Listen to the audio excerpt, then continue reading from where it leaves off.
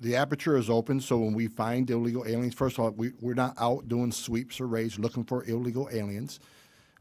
We go out looking for the targets I just described to you, but if we find somebody here in the country illegally, we're going to put them in front of an immigration judge. That's our job, and I think it's the right thing to do.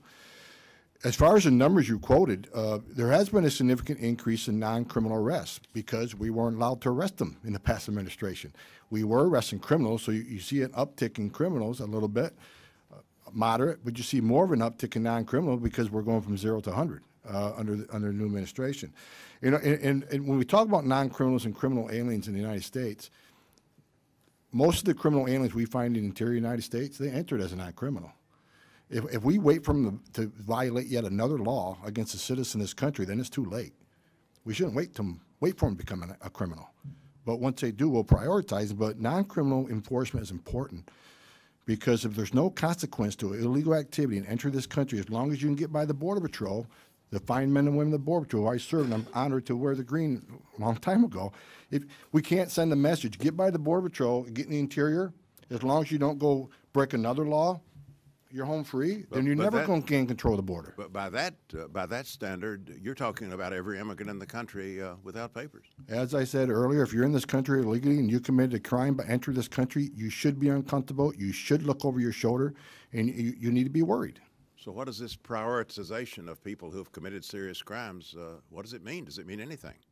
Absolutely. We still prioritize criminal and national security threats. And what we're saying is, but no populations off the table. When you start taking entire populations off the table, then you destroy the foundation of law enforcement. I mean, if we don't enforce the law, then that's not the country I grew up in, sir. If you violate the law, you should be held accountable. And the reason Congress passed laws is to protect this country. And like I said, if we don't control, we're a sovereign country. We need to decide who comes in and out of this country. If we don't hold people accountable for entering this country illegally, then what are we all doing? Well, this isn't a question of securing the borders. I think we agree on that premise. It's a question of how our enforcement resources, limited resources, actually pretty severely limited resources when you consider 11 million people here without papers, you know, how are those to be deployed? And are we to set any priorities at all in terms of the danger to the community posed by certain classes of individuals? It seems to me you're saying both things here. You're saying, yes, we're prioritizing those dangerous folks, but by the way, we're going after everybody. Well, I mean, we do prioritize who goes first, who should we look at first. Prioritization doesn't mean, okay, here's who we're looking for and everybody else forget about. We look for these people first, but these people should be on the table. I mean, it's meaningful enforcement. We do prioritize. The number speaks for itself.